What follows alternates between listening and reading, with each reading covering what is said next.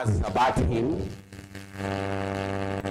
is that in the few wars that he was with the Prophet, that he participated in, the love of the Prophet ﷺ and his companions, those that are with him, was not actually there with him. Then at a point in time, it was reported to the Prophet ﷺ that this is what this man does. Of course, the Prophet was aware of him, and what was his reply? What the Prophet said was, oh, him? The Prophet said, oh, amak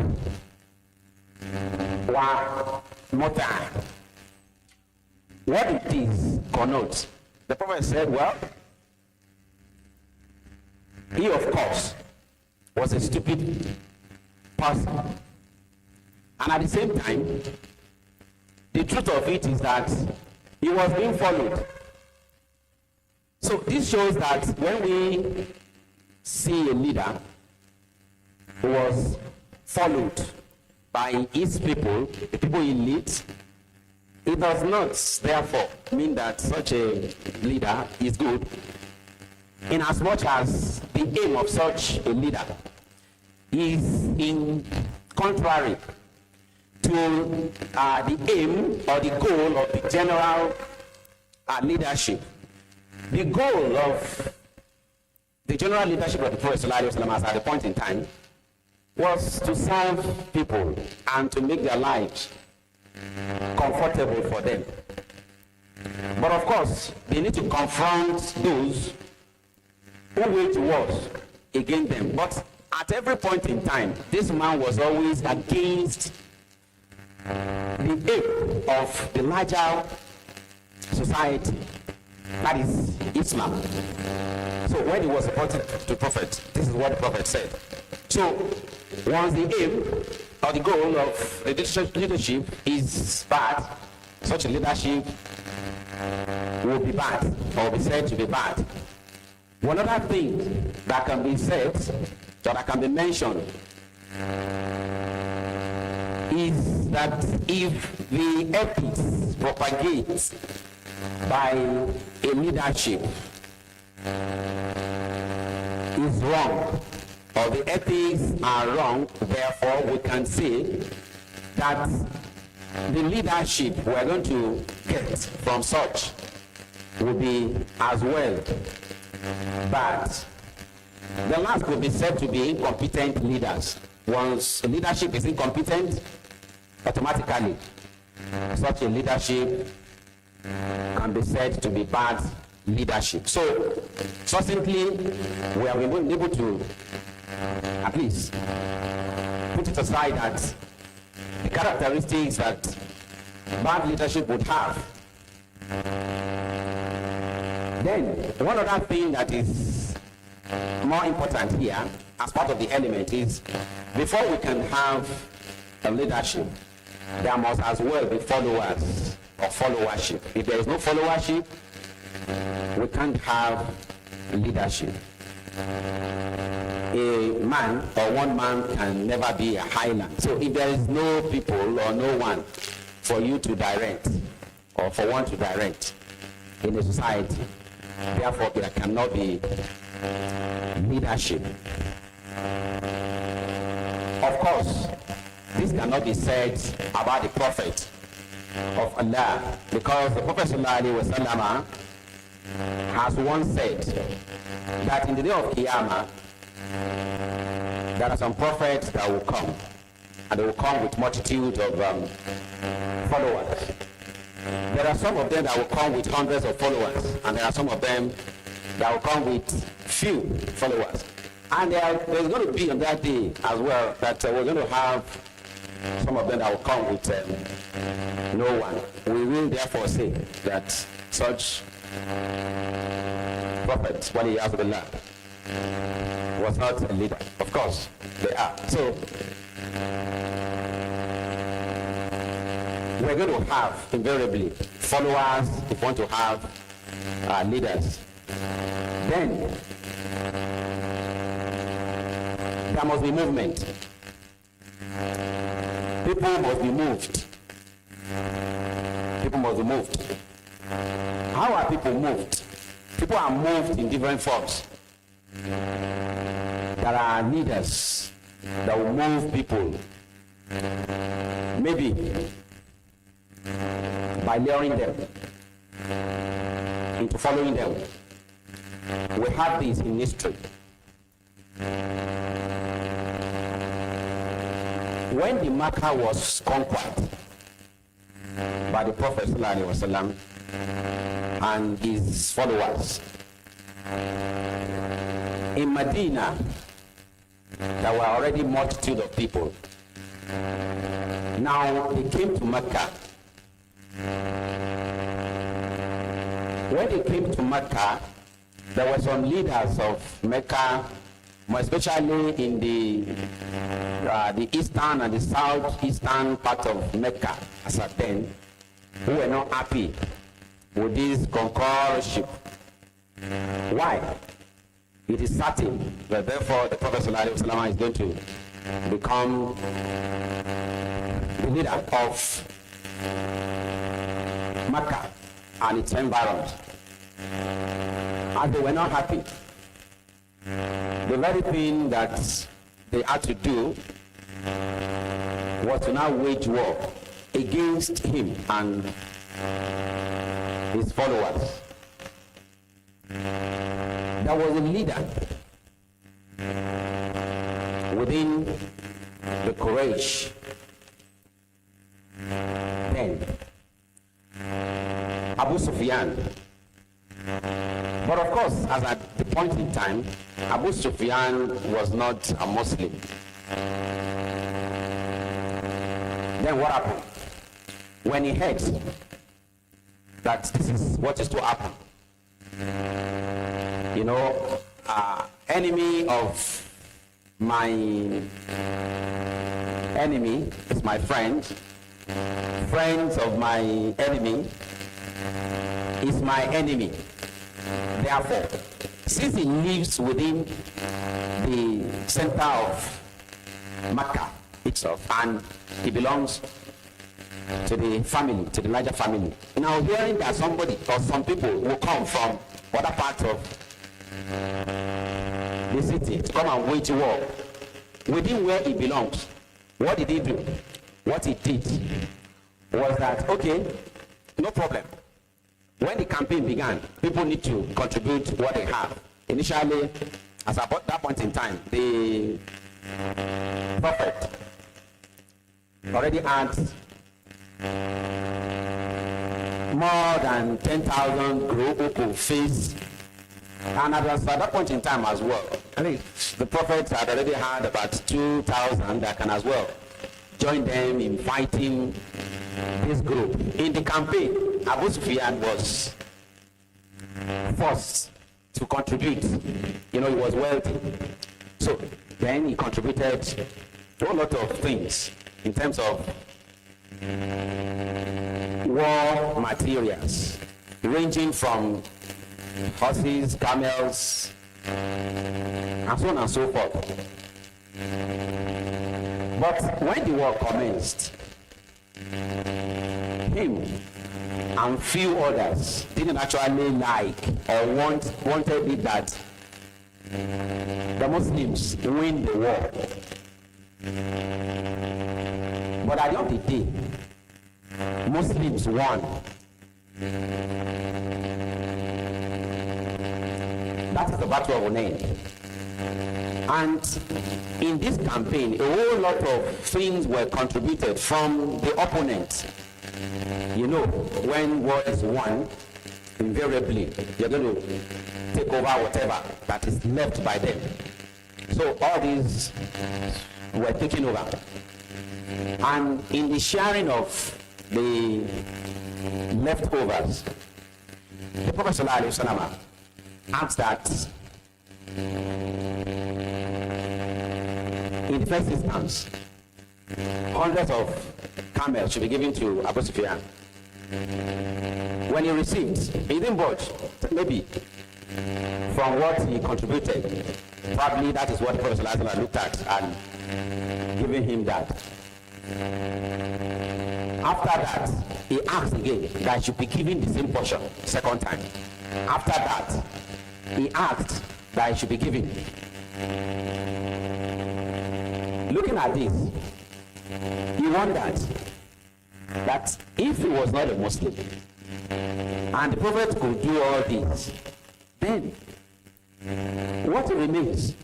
Some people take this as maybe what we see, as part of what we see nowadays, Bible. But it is none of that. The Prophet ﷺ was just being just. Because whether or not he was a Muslim, he was not part of those that fought the Prophet and his people as at that point in time. So what is bad in giving him this? So when he looked at all that, after some time, what happened? He took the Shahada and believed in Allah and his Prophet, which means he joined Muslims group. We can see this is one way of moving people. One of the other ways of moving people is by leading by example. One leading by example. The Prophet ﷺ, in many instances, was seen to have led by example. Looking at what happened in the battle of Khandaq, the battle of Trench, Umar came to meet the Prophet. The Prophet ﷺ participated even in the dredging and he came to him that the Prophet ﷺ, your people are hungry. Well, what did the Prophet do?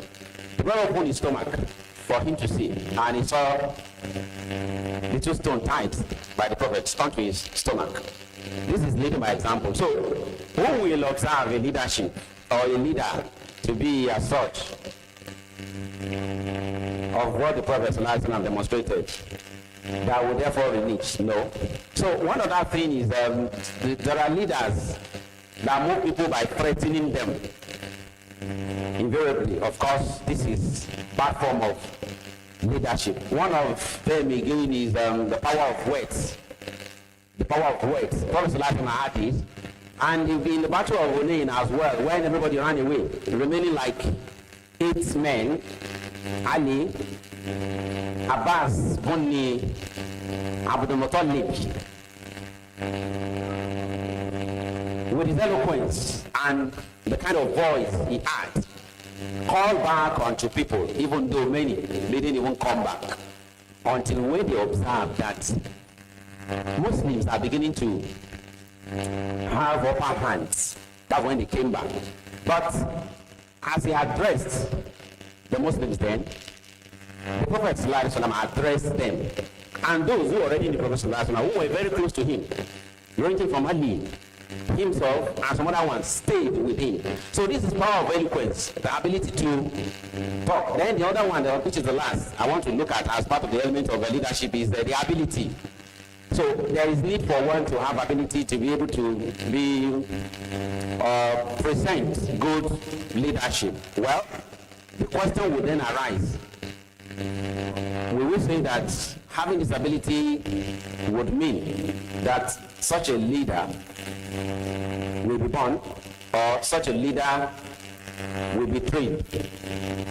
Yes, leaders are born, both good and bad ones. But the thing is that the percentage from research made was that the percentage is always very low, maybe about 2%, both sides. So meaning that the remaining 6% actually can be trained. So when leaders are trained, we can have good leaders. So the ability, whether one is male or female, is another thing or another question people would ask. We have found in history both men and women who are good leaders. For wanting of time, let us move ahead. In history, there are leadership methods, more especially in the western part of the world. When you look at the period of time that are set,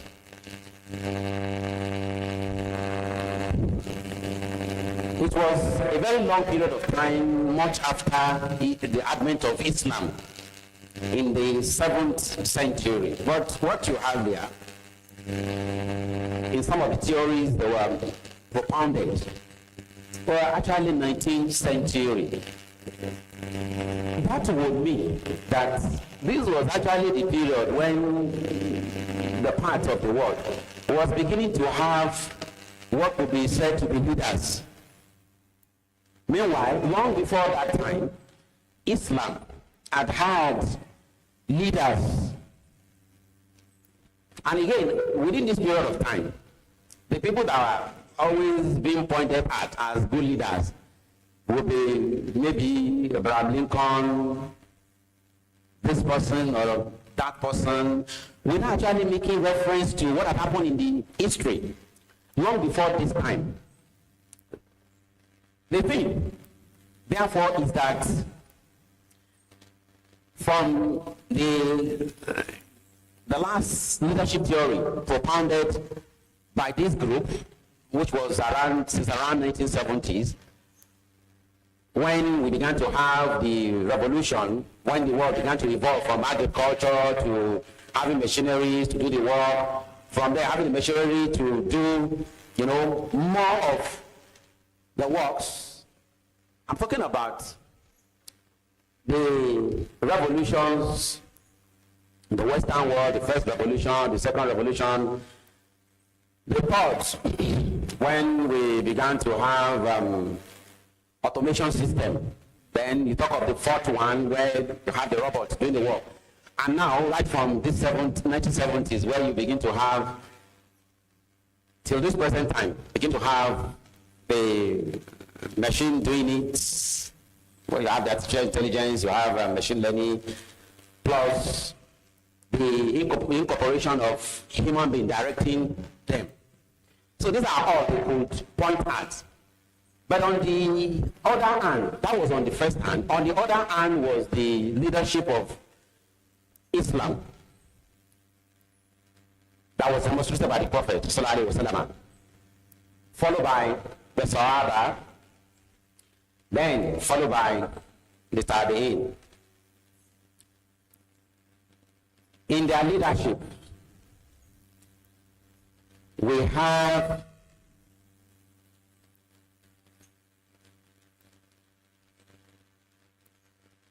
what will be referred to as transformation leadership, which was already there. This is the last one that was theorized by these other Western parts of the world that we spoke about. Then you have the ethical leadership demonstrated by the Prophet, the Sahaba, and the Tabi'in. We have the situation leadership. As condition warrants, we know that Islam had and still have Sharia, the law guiding it. But situation could warrant that, with understanding that individuals would have, could warrant looking at matters differently as per that situation. Then we have the transactional leadership that was practiced in the business system as demonstrated by the Prophet ﷺ. But of course, the leadership was based on 4 models: the consciousness of God, the competency, consultation, and consideration.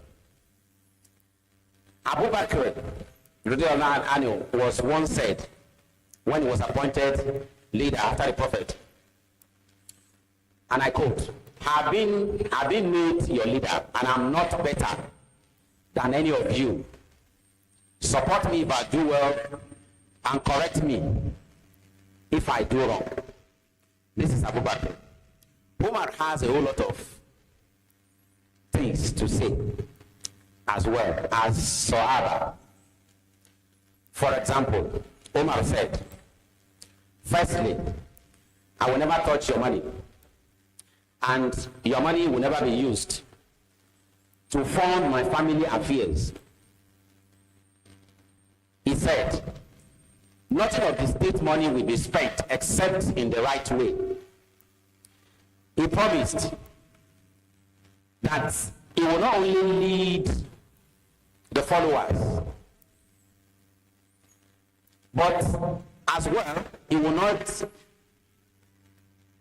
leave soldiers for a long period of time at the front lines. He said, and I quote, help me in governing you by being righteous. Meaning that he was asking the followers to be righteous. But when he is righteous, when they are righteous, they're going to assist him too. Because of course, him being in their midst would in a way affect him. Because when we're in the midst of the believers, as the Prophet ﷺ enjoy us, we're going to be better for it too. Then he said, having accepted what I wanted to say, I asked Allah for forgiveness over you. Meaning that as a leader, he prayed for his followers. Now, Islamic leadership entails some things that we cannot but look at.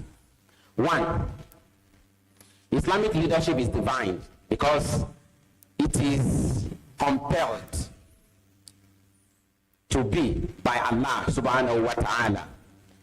Islamic leadership has goals that is set by Allah and Rasul sallallahu alaihi wasallam. These are directed by nothing but Quran and the Hadith, the saying, the doings of the Prophet himself. Then, Islamic leadership is a responsibility, amana, and it's not a honor, as we see plentifully nowadays. The father will be there when he leaves. The child will come. What will happen? They will do the same thing. The father of the recently deposed president of Syria ruled them for about 29 years, if I'm not mistaken. He was so bad, as reported by the people then, and what you have as information. But when the child came, what did he do? We saw that it was not better because people did not want him. So Islamic leadership is not what is transferable. You transfer from the parent to the son. That shows is the honor thing. But Islamic leadership is not a honor thing, which is a responsibility. We know that Islamic leadership is holistic. Everything is involved. Well, if we don't want to accept that, we say so many things are involved. So many things are involved. Let us look at the life of Abu Dhar. Abu Dhar asked the Prophet ﷺ, Abu Dhar was the fifth to accept Islam. He was so knowledgeable. But he always saw that Prophet always give responsibilities to people, even those that accepted Islam after him, who didn't even have the understanding he had. When he asked the Prophet, he was not given up.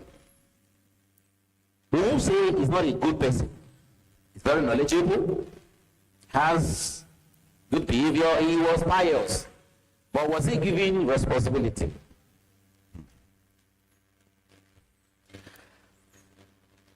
So, it is not just one thing in isolation that we look at for one to be a good leader or for us to have good leadership. Not knowledge alone, not just being a male or female. It is not just being of good behavior. One may have good behavior. Of course, Abu Dhar has good behavior. And so many people you could find around. Even today, it is not only good behavior. Islamic leadership entails reward system.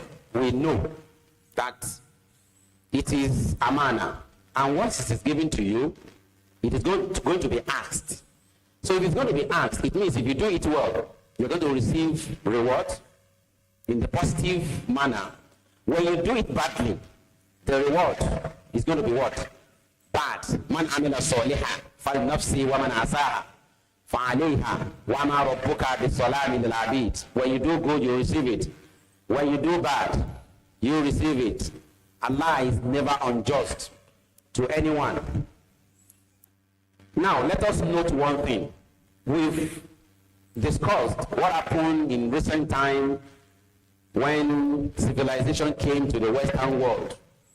They began to formulate different theories. Of course, those theories are good.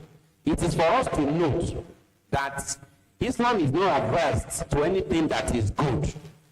Even if it is found with someone that we never expected, maybe young, maybe old, and that is why it is said that wisdom is the lost property of Muslims.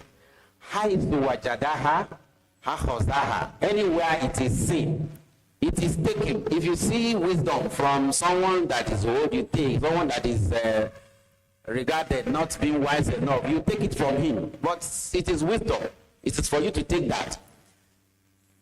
So Islam is not averse to anything that comes from anywhere as long as it is good. This is what could be referred to as the ijtihad, or is the ijtihad, making research, finding out things that are better for society at that point in time. Again, as an example on that, the Prophet ﷺ passed by a group of farmers of palm trees. Then they were cutting the hands of the palm trees, and he asked them, what if you leave it as it were, leave them as they were? They could probably do well. But unfortunately, they listened to the Prophet ﷺ. This is to demonstrate that no one knows it all. They listened to him, they stopped cutting because the pollination that was supposed to take place wouldn't take place maybe enough. Therefore, at the end of the day, they had bad produce. And the Prophet asked them, why? How did this happen? He said, but you advised us. The Prophet said, no, you should have known that this is your matter. So meaning if it comes to a healthy matter, you and I should know what we do very well. If you are an engineer, you should know your engineering very well. If you are a scientist, you know it very well. If you are a farmer, you should know it very well.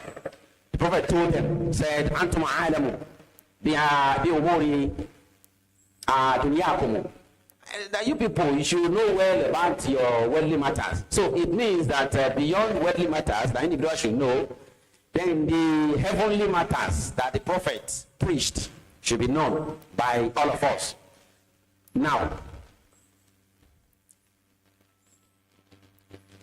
let us look at prophetic leadership, the Sahaba and the Tabi'in. Allah subhanahu wa ta'ala made us to know that the Prophet is the best of man ever created. This had been attested to by so many writers, believers, unbelievers, as we have known. In Surah Al-Ahzab, Allah made us to know that indeed in the Messenger of Allah you have an excellent example. So deriving every excellent or any iota of good form of leadership, we get them from the Prophet, no doubt. And this suffices for us as Muslims. Then concerning those that follow the Prophet, the messengers, those that were immediately his followers. In Surah Al-Fatih 26, verse 29, Allah said, Muhammadu Rasulullah, Bismillahir Rahmanir Rahim, Muhammadu Rasulullah, وَالَّذِينَ مَعَهُ أَشِدَّاءُ عَلَى الْكُفَّارِ رُحَمَاءُ بَيْنَهُمْ تَرَاهُمْ رُكَعًا سُجَدًا يبتغون فضلا من الله ورضوانا سيماهم في وجوههم من أثر السجود ذلك مثلهم في التوراة ومثلهم في الإنجيل كزرع أخرج شطأه فآزره فاستغلظ فاستوى على سوقه يعجب الزراع ليغيظ بهم الكفار وعد الله الذين آمنوا وعملوا الصالحات منهم مغفرة وأجرا عظيما. This is what Allah said concerning the Prophet. But this time around, Allah extolled the virtues of those that follow him so that we will know that they too possess good manners and qualities we can see to emulate as being good leaders. Allah said, Muhammad sallallahu alaihi wasallam and those who are with him are severe against disbelievers and merciful among themselves. Leadership should be merciful to the followership. You see them bowing and falling down, meaning leaders observe prayers, they worship Allah. So once you see a leadership that doesn't recognize the existence of the Almighty, such a leader is a bad leader. You won't say it's not leadership, but a bad one indeed. Now, Allah told us, what do you see in them physically? You see the mark of how they were prostrating. You know, the mark is there because the Prophet was prostrate to Allah. And the mark is always there. It is in most of my brothers and sisters' head too. The Prophet that this is going to constitute light. Some should be Yom Kiyama. That they're going to be, you know, moving with in the day of Kiyama. Now, example of good leadership is not limited to only Quran, but our pontification is actually Quran. Allah said that the description is in Torah. The description is in Torah. The description as well is in Gospel. And he laid out such descriptions, which we may not go into now. Well, I stumbled on, a work did by someone, and what I saw there, he listed almost the qualities that are here, the ones that are so common, that we must look at for us to say, okay, yes, we're having good leadership. But although qualities of leadership are much more than this, researches that have been done over and over time again, but there are some few qualities that are actually pointed at, that once you see them, you know that such leadership is a good leadership. The very first of them is trust.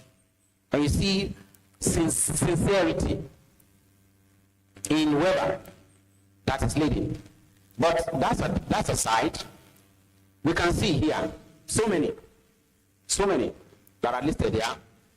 Some of them, justice. The Prophet ﷺ was just. Even in the face of people coming to ask that he should look away when the woman of Makzum stole, and the people, some of the people that surrounded the Prophet ﷺ then came to him to look away, because we know what would be meted unto someone who stole, was caught. The Prophet ﷺ told them that even if his daughter Fatima had stolen, justice would have been meted unto him. That's his Prophet ﷺ. Leaders should abide by promises. When he has promised people, should abide by it. Prophet ﷺ is being seen, one, maybe the one that concerns all of us, that he said, the Prophet said, and I quote, Kulukum tadkhulul Jannah. Prophet said, all of you are going to enter Al-Jannah. This is a promise. will this promise going to be fulfilled or not? Of course, it's going to be fulfilled. But what did the prophet say? The prophet said, but what I commanded you to do, as followers as well, you should what? Abide by them. Wama atakum rasul, just as Allah subhanahu wa ta'ala says in the Quran. What the prophet has brought to you, take it, do them. Wama nahakum fantahu. All those things that he asks you to do away from, try as much as possible to do away from them. If you do all this, you're going to find yourself as people that are going to be with the prophet. And we all are going to find ourselves in Jannah, inshallah. Leadership, reward, and recognize achievers. Whether or not those that are with the leaders are believers or not. We have seen the short mention of Abu Sufyan. Even if the intention was not the real intention that a believer should have, because he never believed then, yet he was rewarded. So leaders or leadership reward. Leaders consult. Good leaders, they consult. Prophet Sallallahu Alaihi Wasallam consult when it came to the battle of Uhud. You know, the battle of Uhud, whether or not the unbelievers should meet them in Medina to fight the war. He consulted people around him, and the majority of opinion has it that they should go out to go and meet them, and not for them to meet them in Medina. Prophet Sallallahu Alaihi Wasallam followed this. The same thing we saw in the battle of Khandaq, when the Prophet Sallallahu Alaihi Wasallam was advised by Salman Fars that when war happen in their own place, what they do, or part of what they do, is to what? Dredge. So that they can to cut off the opponent. So he accepted that, and that really assisted them then. Because what did you see? The only area then that the Muslims would have been protected was from the river end. That is the southern part of of where the war took place. Because of what? Because of water. Every other place, you know, as vast as it was, there was no protection they could have laid upon. But advice came that, okay, let's dig trench around us. That was done. And again, people were formed into groups leading different sections of the place where the war happened. So leaders humble themselves. Leaders don't prove it that they know it all. Allah extolled the virtue of the Prophet Sallallahu Alaihi Wasallam in Quran. Allah said, you should lower for them the shoulder of arrogancy, and that if you are too much on them, la'anfadu an hawlik, that they're going to run away from you. So you can see, Allah extolled the Prophet Sallallahu Alaihi Wasallam, and because the Sahaba learned from him, so this is what they practice as well. Leaders are honest. They are thankful to the followers. Once they do well, they are thankful to them. They reward them. Despite the fact that Allah will reward, they still reward so that they can encourage their followers. Two, leaders are pragmatic. Leaders make sure that his people are free, unlike what we found nowadays. The followers are not free. We could see what happened in Syria just short before now, that so many people were killed. So many had been killed. There were some places that were shown as docked area where tens and hundreds of people were buried, uncatered for. So that is what we see nowadays. But the virtues of the leadership of the Prophet, the Sahaba, and the Tabi'in were far beyond this. So leadership traits, good one, is free from hatred. and envy. Leaders don't hate the followers. They don't envy them. Whatever they possess, they are what? They are Allah's given. If they need it too, they ask. Allah asks us that we should ask Allah. The Prophet too encourage us. We want anything, we ask Allah. So leaders don't envy, they don't hate anyone. Even if in their midst there are non-believers, we understand the Jews that lived with the prophets and his Sahaba too.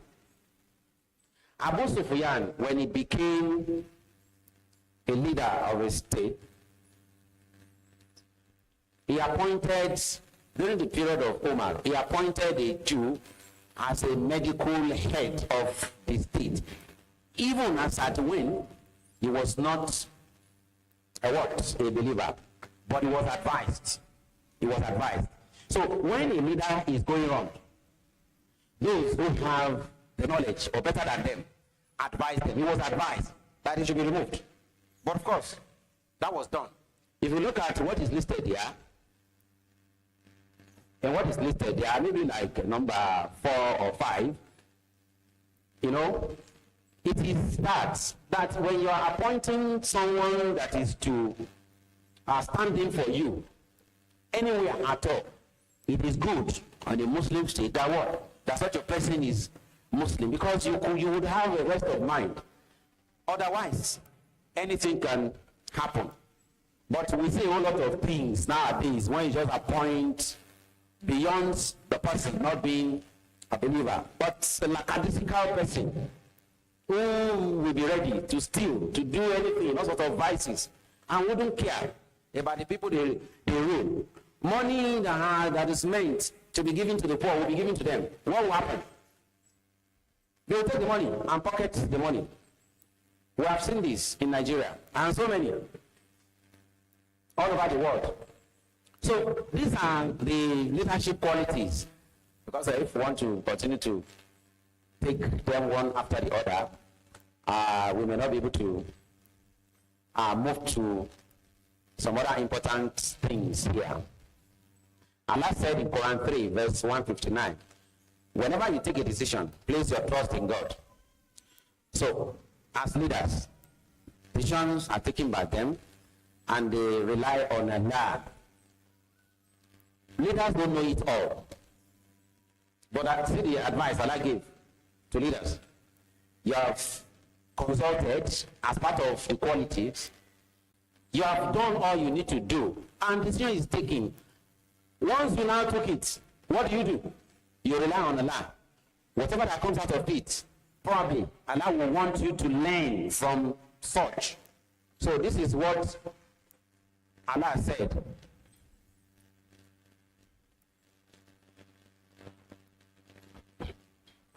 Leadership have emotional and spiritual intelligence. They are able to inspire hope in their people. What is the hope that we have as Muslims?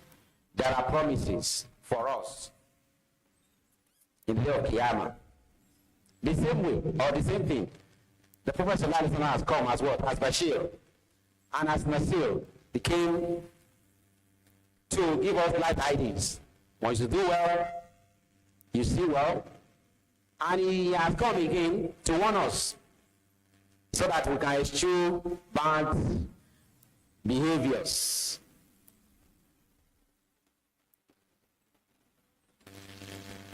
Long after the Prophet and the Sahabas, those that immediately followed him, there were so many others that came at different time or at different periods of time. Some of them are listed here. Tariq ibn Ziyad, 670 to 720 after the Christian era. This leader was extolled. What are the qualities that came within his period? One of the very good things I was able to do, or happened during this period, was that he was able to expand the territory of Islam to Spain. Many of them that are listed here are able to do that as well. But there's one very good thing that happened during that period as well. That was the establishment of the Islamic University in Cordoba, you know. Till today, that university stands tall to assist Muslims and Islam in general as far as institution of knowledge is concerned. We have Harun Rashid. Look at between 720 and 763. That's almost 40 years in between. Another leader that was chosen, discussed very well, was Harun Rashid between that 763 and 809. He was able to expand the territory of Islam as well from Morocco to India this time around. And why was he able to do that? It was because of nothing, other than the fact that his leadership was good. And again, at this point in time, Islam witnessed so much scientific development, the ones you see nowadays. I saw a write-up yesterday sent by one of us. You know, it was so inspiring. When you talk of the knowledge of chemistry, the physics, you know, and so on and so forth that you see nowadays, it is actually what happened within this period. But of course, with the bastardization of the names, you now begin to have chemia, that is the chemistry, called chemistry. You have, what again? Physics, being called physics, you know, and so on and so forth. So these were actually what the Muslims or the leadership of Islam then did, and not what is actually beginning to happen or happened recently. After in the Christian era of you know, now 70, sorry, Hijrah 971, sorry, that's what I meant. Hijrah 971 to 1020. You see the leadership of Mahmud of Ghazni. Mahmud of Ghazni was able to, you know, rule over Iran, Afghanistan, India, you know, Pakistan, and its territory.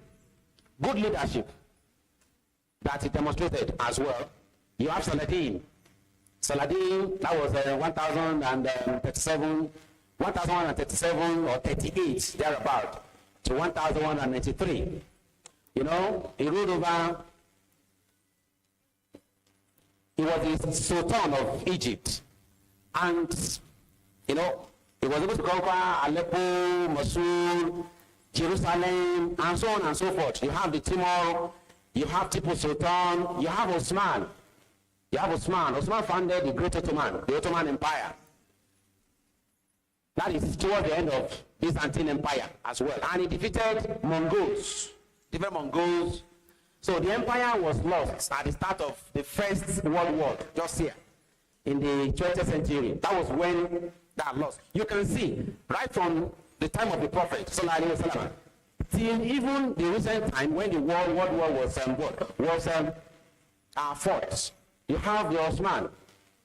So beyond this period, you have some others.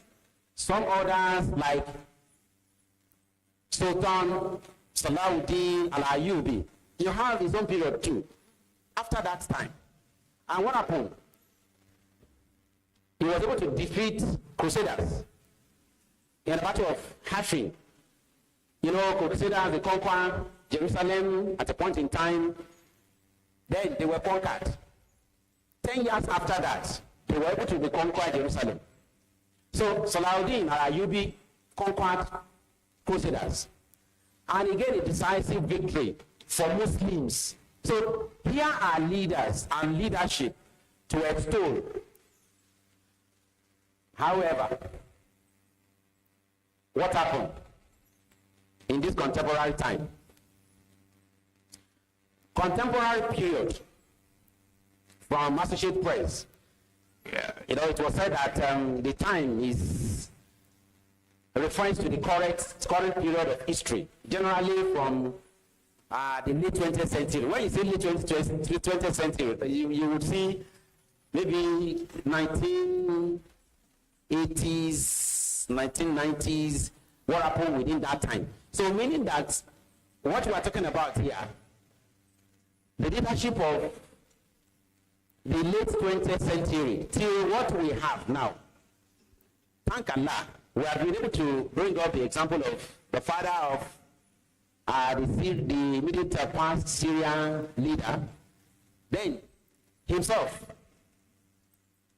So, what happened within this era? This era is characterized by rapid technological advancements, globalization, evolving political landscapes. We're going to see different political systems.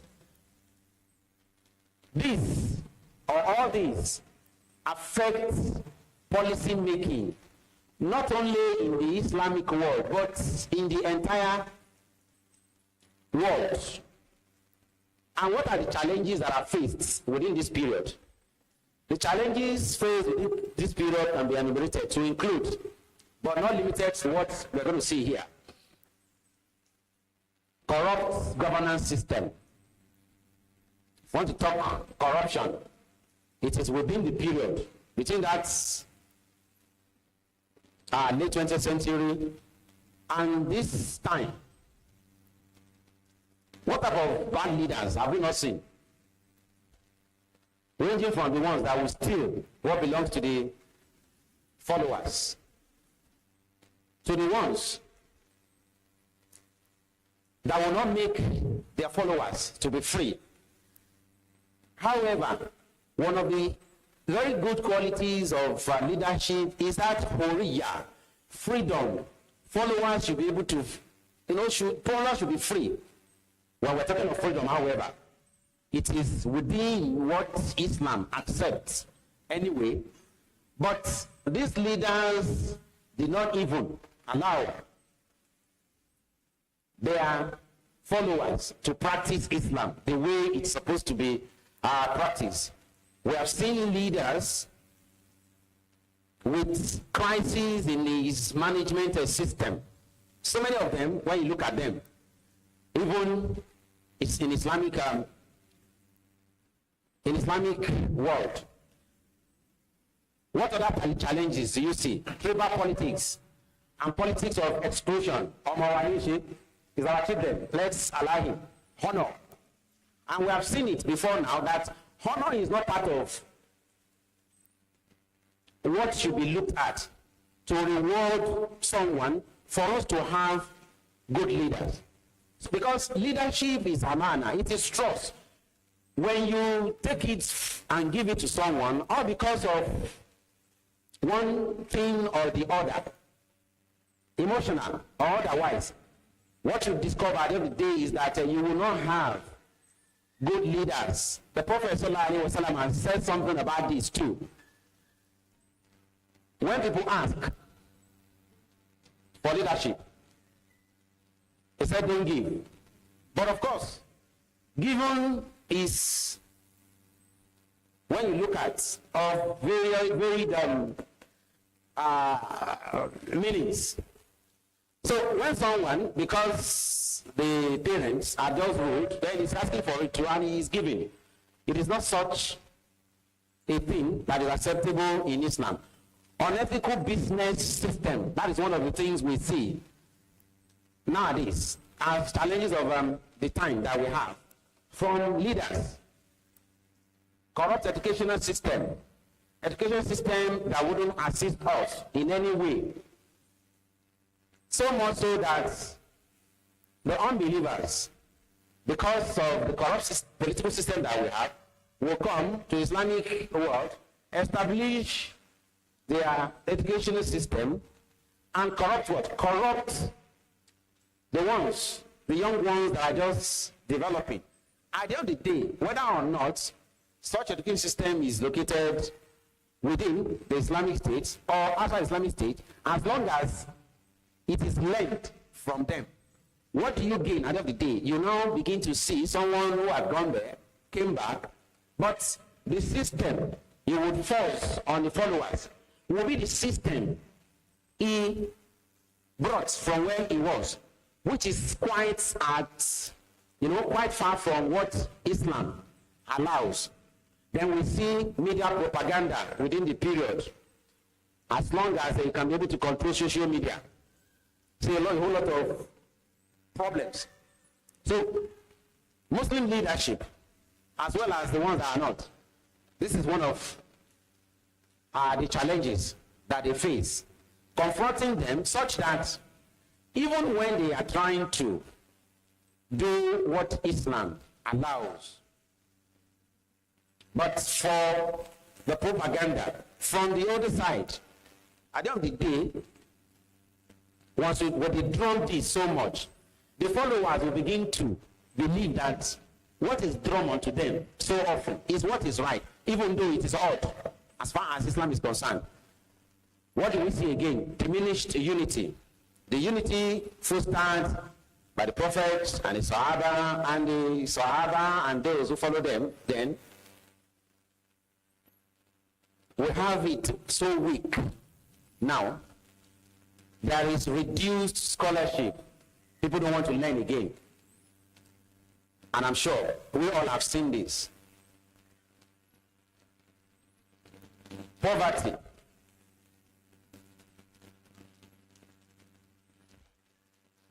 Backwardness in economy, and so on and so forth.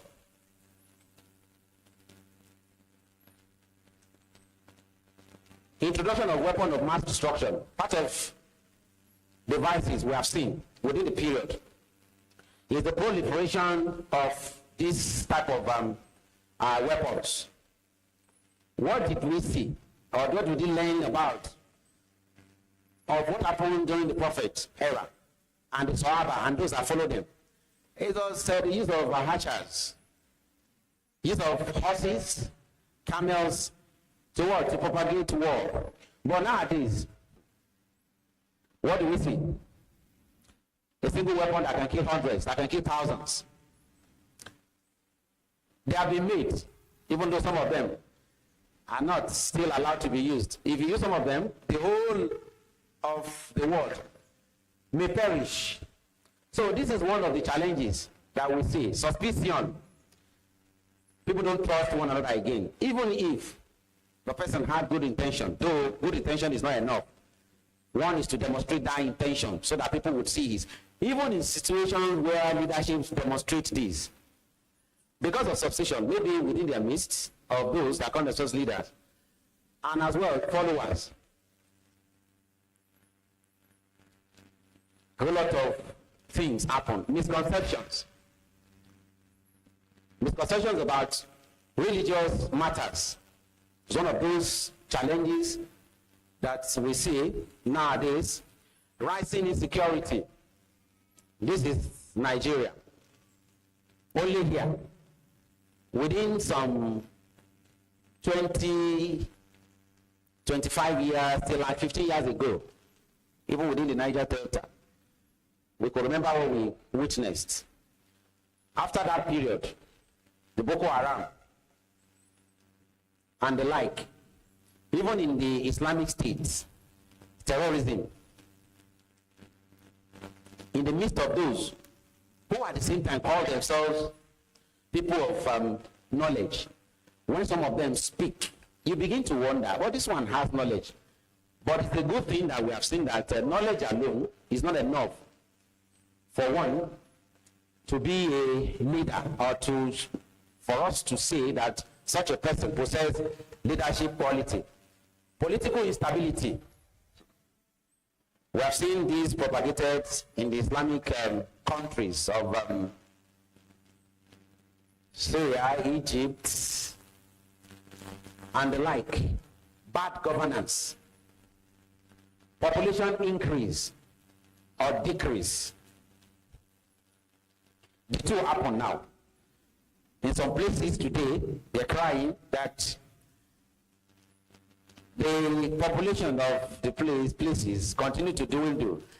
There was one I saw yesterday, I've forgotten the city, that for the whole of 2023, there was no single birth that was recorded in such state. I've forgotten it. I could have mentioned it here.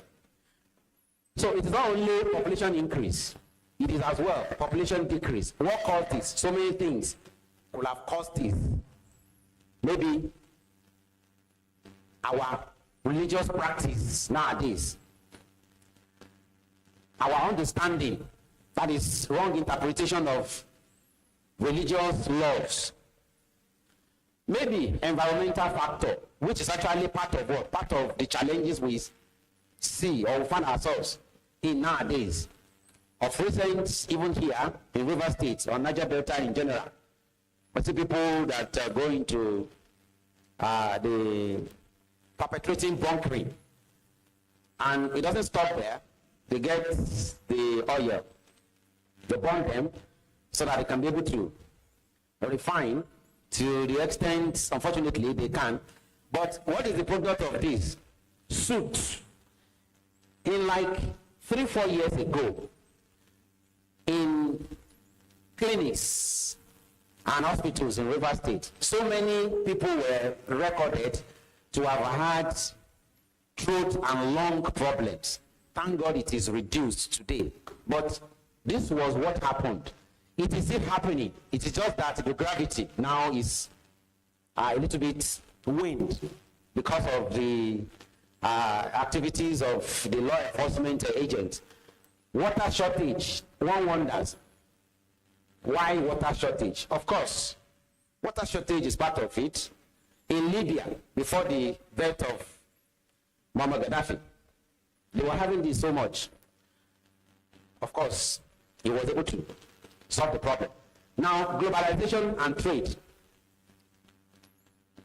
On your phone, in mind, whatever you are in need of, businesses and their transactions, they are there. They're part of the challenges that we have now, such that when some businesses are told to you and you are interested, it becomes a problem how you verify who was discussing with you. Beyond that, what was even being discussed with you, you find it as a problem, whether or not they are genuine or reality of what you are discussing. Then we have the problem of challenge of technological disruption. Before now, to attend a lecture, for example, the basic one there, you need to go there so that you can be able to. So it came thereafter, maybe using video to record so that it's until when you now have it before you can. But nowadays, as it is happening, so you are receiving it. So the challenges are not limited to this, but let us limit it to that. Now, if these are part of the challenges that we are witnessing, how do we think Islamic leadership can provide solutions? The Sharia of Allah remains the same. Allah said in Quran, La tabdil li kalimatillah. Allah's words remain the same. Allah's Sharia remain the same, even though people change. People change. Then periods of times are not the same again. We have seen technological changes. We have seen weakness in unity and the like. But how do we think? Or let us ask ourselves the question of whether or not the practices of the then Muslims, the Tabi'in, the Sahaba, and even when the Prophet ﷺ was in their midst, those practices, do we still think that they are useful at this point in time? Of course, the standing answer is yes.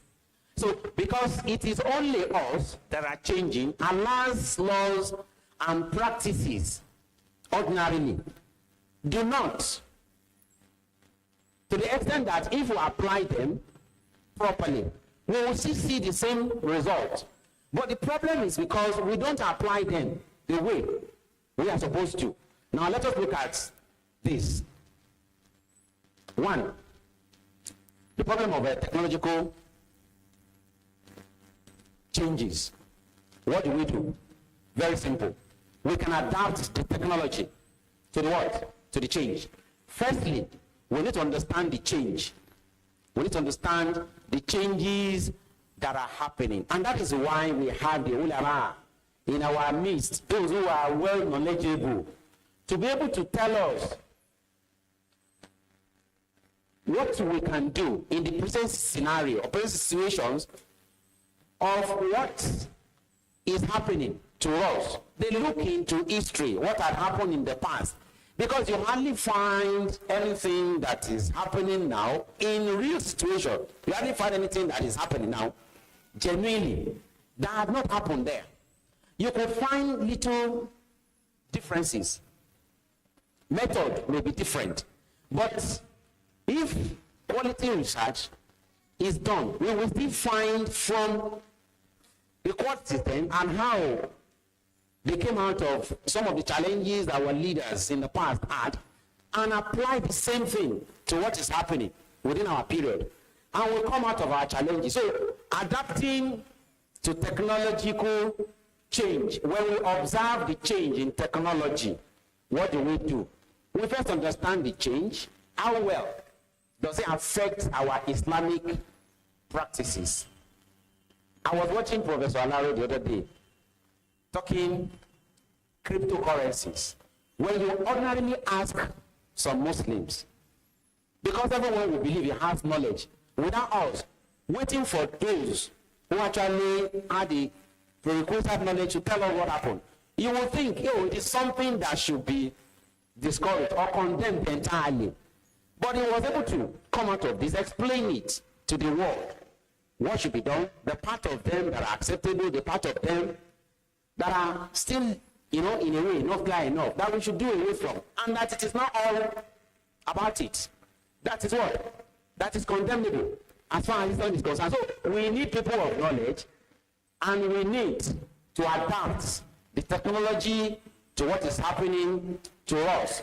Islam emphasizes knowledge, and there is no doubt about that, and seeking innovation to the knowledge that we have in a responsible and ethical manner is what we should adopt. Once we adopt this, what does this thing say?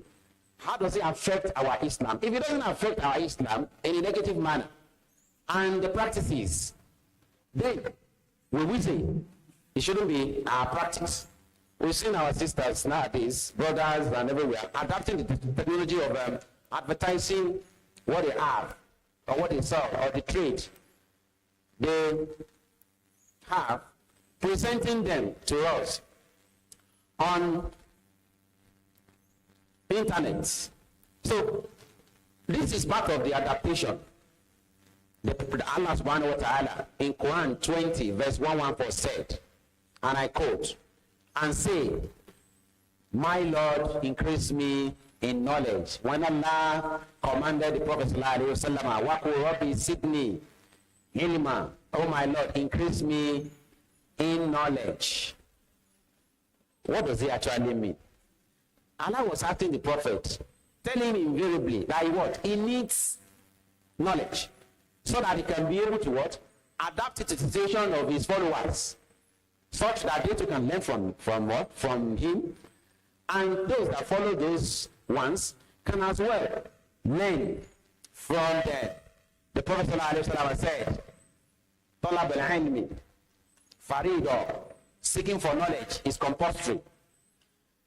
Ala kulli Muslim, over or upon all Muslims. So this is reported by Ibn Majah. So Islam encourages us to continue to learn and adapt the knowledge to the challenges that we have. Another one is, for example, the challenge of managing remote and hybrid workforce. At a point in period in this world, we had COVID problem and became difficult for people to move around. Yes. We were quoting the prophet of the hadith of the Prophet that when it happened, when the challenge of disease, begin to happen, stay where you are. Then, if you are not there, where it is happening, you don't go there as well. So if we do this, how do we continue what we do? Then it came that people everywhere began to adopt working from home. We began to work from home. This was done by so many people, even within our midst. We have so many who were working from home. Necessary for them not to travel again. So Islam emphasizes what? Trust. Such that when you are working at home for someone, you do not need to betray them.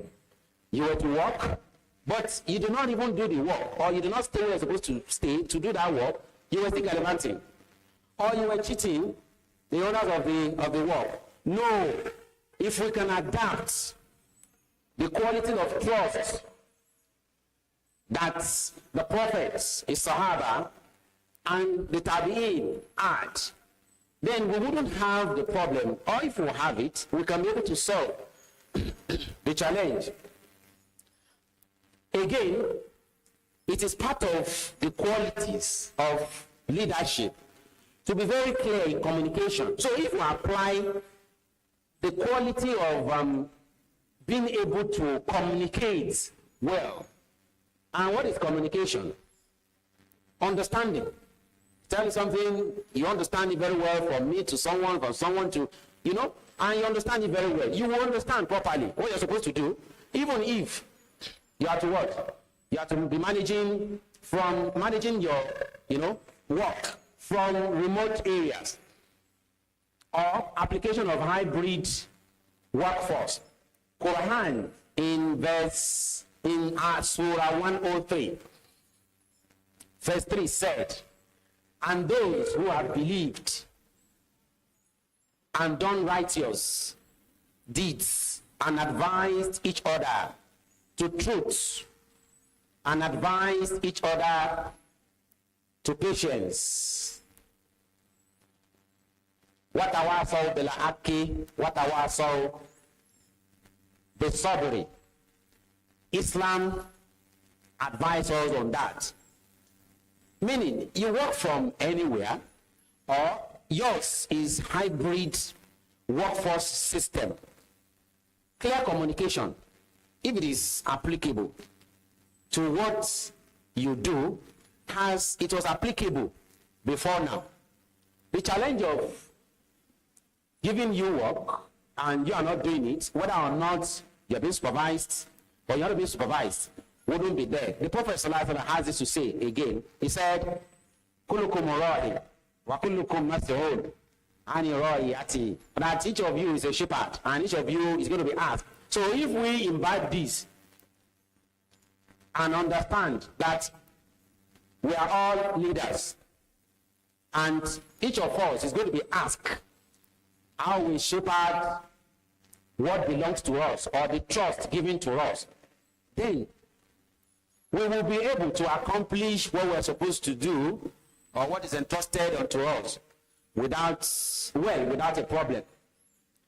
So leaders are encouraged to uphold good communication, trust, and accountability, which Islam advises us with. Then we know that even in Islamic states, you still find those who are not completely who you are, Muslims. You find unbelievers in some situations who are non-Muslims. What do? It has been said here that looking at the period of the Prophet ﷺ, he met in Medina some Jews. He had allied in their midst for him to be able to accomplish some of the things he was to. Even in the period of those who were after them, and those of Tabi'in, long after this period too, they had some Jews like the one that was chosen to lead the health parastatal of the city, ruled Then, by one of... Assalamu Alaikum, waramatullah, wabaraktuh. Welcome to Al-Usrah Children Home, a loving refuge for vulnerable children in need. Our mission is to provide a safe, nurturing environment where orphaned and disadvantaged children can grow and flourish, guided by the teachings of Islam. We foster their faith, education, and personal growth, empowering them to become confident, compassionate individuals who will make a positive impact in the world. Our dedicated staff and volunteers provide care, support, and guidance, helping our children heal, learn, and thrive. We strive to instill the values of Islam, including empathy, kindness, and gratitude, to shape their characters and futures. If you have a child in need of care or know of an orphan who requires a loving home, we invite you to bring them to Al-Usrah Children Home. Our doors are open to provide a safe and nurturing environment for them to grow and succeed. Join us in our efforts to make a difference in the lives of these precious children. Support Al-Usrah Children Home today and help us create a brighter future for them. Contact us at +234 803 339 3555 and 08033096125 to learn more about our programs and services. Jazakumullahu khairan, may Allah reward you for your kindness. Together, let's create a brighter future for our children.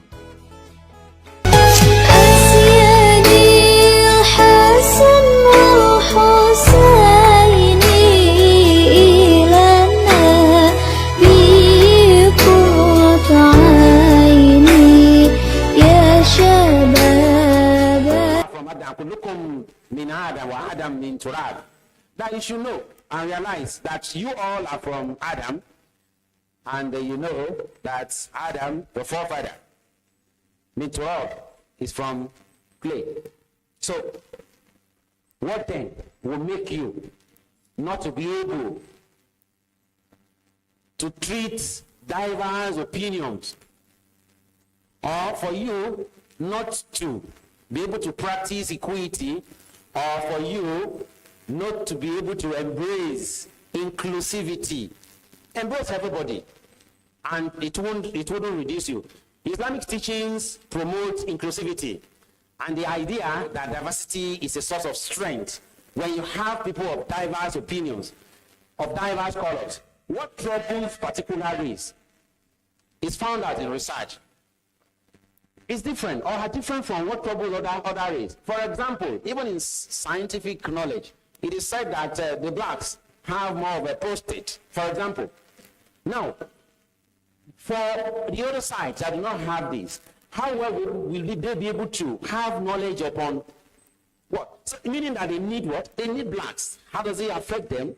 How will they, from there, be able to take it and research properly into that and come out with what, you know? So, advices that will come from diverse opinions are always very, very resounding. Let us remember the Sahaba of the Prophet in the Battle of Khandaq, who advised that trench, when war happened in their places, what did they do?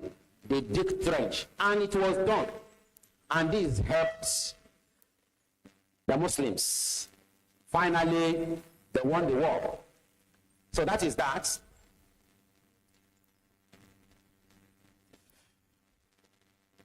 Leadership should see to the well-being of the people. This talks to the business leaders. This talks to business leaders. We should see to the what? Well-being of the employees and their mental health.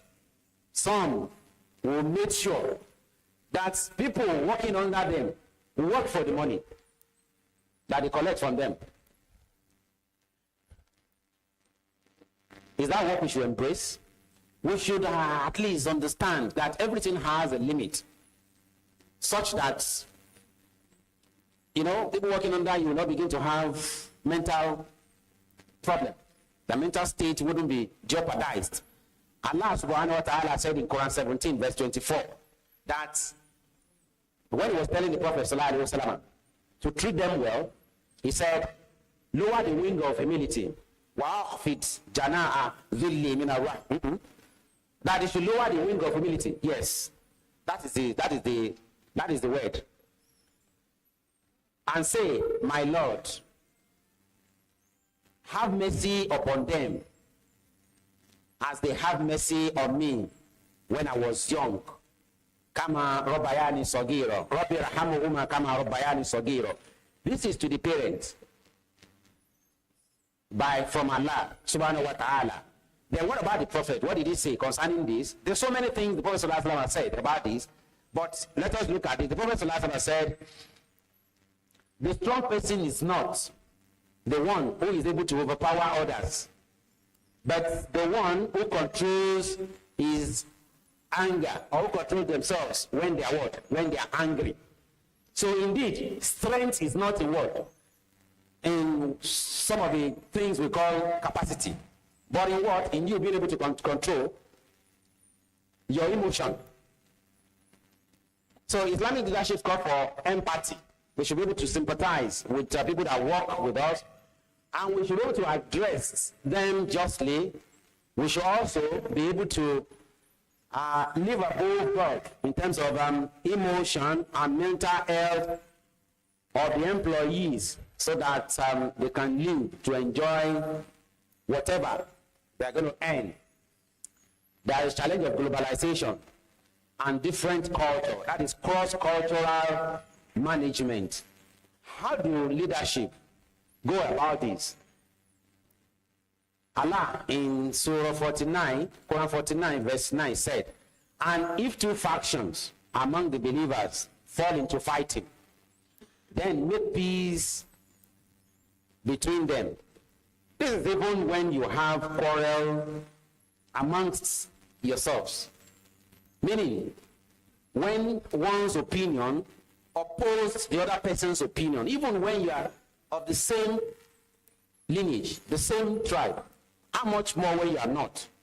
See people from Asia, different continents, you see Africans, you see, Australia, so on and so forth, different colors, different tribes, different opinions or understanding about facts. So you should be able to entertain yourself. So what happened? You should be able to engage in what? In addressing such diversity. How do you do that? Bring yourself together.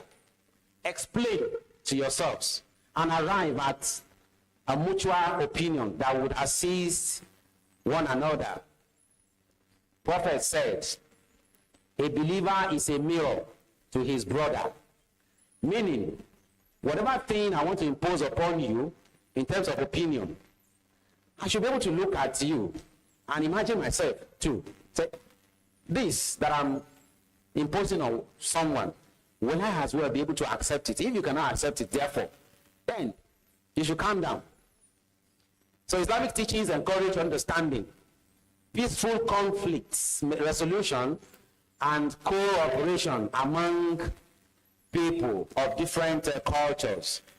Leaders can build harmonious multicultural relationships by promoting empathy and mutual respect.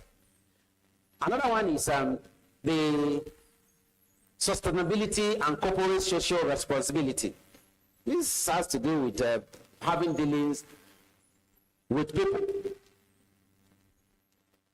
Islam emphasizes responsible stewardship.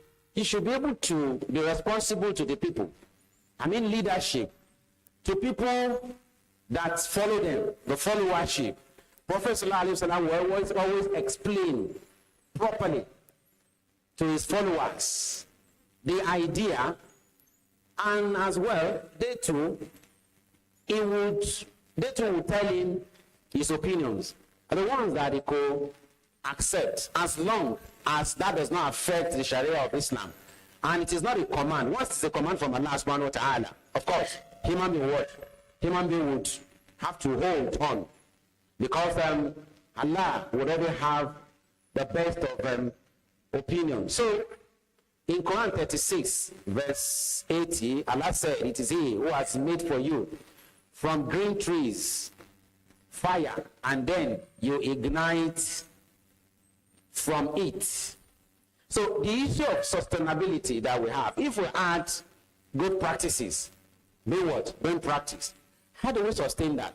we can sustain that, because even in Quran, Allah said that is the one that created for you, green plants from where you can even make fire. That is sustainable, even up till now. So Allah is talking about sustainability here, and you can always ignite them, even if.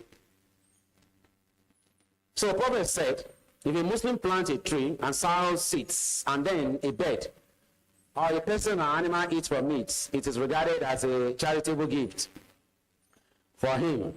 So even if you would not wish that some things happen, but when you look at it the other way, Allah said, Asa antukuru shay'a wa huwa khairun lakum wa asa antuyibu shay'a wa huwa sharrun lakum. You could look at some things that have been beneficial to you, and you could as well look at some things that have been and they are not, and you can as well look at some things that they are not going to benefit to you, but in the long run they are benefit to you. Wallahu alam. Allah knows, wa antum la ta'lamun, but you do not know. So even when we see situations whereby, what we intend is not what is happening, what do? We can calm ourselves down, look the other way, and rely on the hope that Allah rewards. So if people are going to take benefit from you only, and you don't benefit from them, continue to do that. Allah knows the best for you. How do we navigate economic uncertainty? People will always say it is not easy. It is not easy. Even in the midst of that, some people are going to Hajj, they are going to Umrah, they are buying cars, building houses. So, kadhalika al-ayam. Allah said, kadhalika al-ayam. It is just that days of lives are like that. Some people at some point in time would have, while some would not have. So when it is your time, know that you're going to have. Be patient. When it is not your time, you wouldn't have, even if you are trying to draw it to yourself. Otherwise, you draw it to yourself and you have problems. So be patient. How do you manage that? Allah subhanahu wa ta'ala said, do not consume another's wealth. So even if you are affected by the decision of things nowadays, don't because of that consume what does not belong to you. Not so. And you should consume a portion, and you should not consume the portion of somebody's wealth in sinful manner. Even for a child without a mother, orphan, a child without a father, and his assets or assets are kept with you. You are only to maybe educate him from there, and not for you to begin to take unduly from that. So that is what Allah said. The Prophet ﷺ has something to say there too. He said, during this period, this has to do with during this period when we have economic uncertainty, the Prophet wants us to become more hardworking. After we have believed in Allah, and we know He's the one that does it, because Allah assists those who actually are hardworking. Prophet said that the strong believer is better and more beloved to Allah than the weak believer, the one that is easily become downtrodden, the one that is easily affected by situation of things. Prophet is telling us that Allah loves the ones that are more strengthful than the ones that are weak. So if you are weak, look up to those that have the strength. Possibly this would affect you positively as well. So that's the saying of the Prophet as regards that. Security and privacy. Nowadays, it has become a challenge, so much so that whatever you think you are hiding is or can easily be known to some people. Almost every now and then, we'll be told to press one code or the other so that we can protect our data, so that we can protect what we have in our bank account. Almost now and then. What does a leadership do in this situation? Or what is it that is told to us by Allah and the Prophet? Allah said do not spy or backbite each other. So spying there has something to do with people stealing others' data or others encroaching onto others' privacy, or stealing others' things, going into their bank account and stealing what they have. Allah said we should know what? We should not spy. And that is Quran 49, verse 12. So in the hadith of the Prophet, he said, whoever believes in Allah and the last day should speak good or remain silent. So if you do not know about how to correct a situation as regards this, you are not given the knowledge as to how people can protect themselves, protect the data, protect what they have. It is better that you hold on to your opinion and allow those that have the knowledge to what? To tell people what they should do. Innovation and change management. We know nowadays we have the AI, a whole lot of things that you could think could not be known to people. Artificial intelligence and the like. Islamic leadership encourages the use of reason, reflection, and adapting to positive changes. Changes that happen, some of them are positive, some of them are negative. When it comes to even artificial intelligence, many of them are good. Those of them that are not good enough, what do? We eschew them. The ones that are good for us, we adapt them. And we should know, just as it is said by Allah in Quran 23 verse 78, that it is He who created for you hearing, sight, hearts. So it's Allah that creates good things, among which people turn to use for the other goal. So we should adapt the ones that are good for us, for ourselves. The Prophet ﷺ was known to make consultations and seek advice. He demonstrates openness to change. So, meaning that the Prophet ﷺ himself was not averse to changes that could happen. So, what we need just to do is to adapt the change to our Islamic knowledge. Once they fit in, they're good by us. Once they are not good enough for our Islam, what do? We eschew them. So this is the advice from the Prophet ﷺ. Islamic leadership fosters an environment where innovation is encouraged, and so on and so forth. So the last one is the ethical leadership. Leadership should practice ethics. They should have good manners, and they should as well demonstrate it. Quran 4 verse 135 said, "Oh, you will believe, be persistently standing firm on injustice, witnesses to Allah, even if it is against you. وَلَوْ كَانَ عَلَىٰ أَنفُسِكُمْ."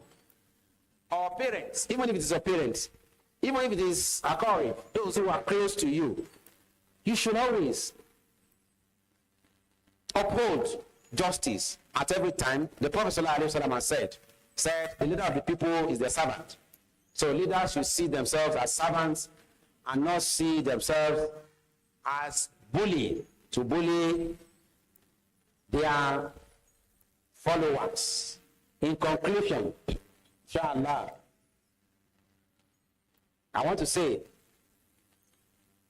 the leadership demonstrated by the Prophet sallallahu alaihi wasallam, his companions and tabi'in, offers powerful lessons in empathy, in fairness, resilience, consultation, justice, and so on and so forth. Their example provides a model for contemporary leaders to emulate, showing how values such as humility, accountability, collaboration, integrity, and so on are crucial in addressing leadership challenges effectively. These examples are not only grounded in Islamic principles, but are universally relevant in today's world. We thank Allah subhanahu wa ta'ala, and we ask him to give us a better understanding of what has been discussed here, the ones that are right, that have been discussed from Allah and the Prophet sallallahu alaihi wasallam, the ones that may seem wrong, really, will have been from me. And I ask Allah to forgive me. Subhanaka Allahumma wa bihamdik. Astaghfiruka ya Allah. Wa atubu ilayk. Subhana rabbika rabbil izzati amma yasifun. Wa salamun ala al-mursalin walhamdulillahi rabbil alamin. Sallu ala nabiyil kareem. Sallallahu alayhi wa sallam. Alhamdulillah. Alhamdulillah. Alhamdulillahi rabbil alamin. We thank Allah subhanahu wa ta'ala, who in his mercy has guided our brother Dr. Adedi lecture. Leadership is very vital in the affairs of Muslims. And he has really explained to us and shown us that the success of our predecessors, those that went before us, was because they had ethical and God-conscious leaders. And it's shown to us that necessarily God factor must always be the number one factor in our leadership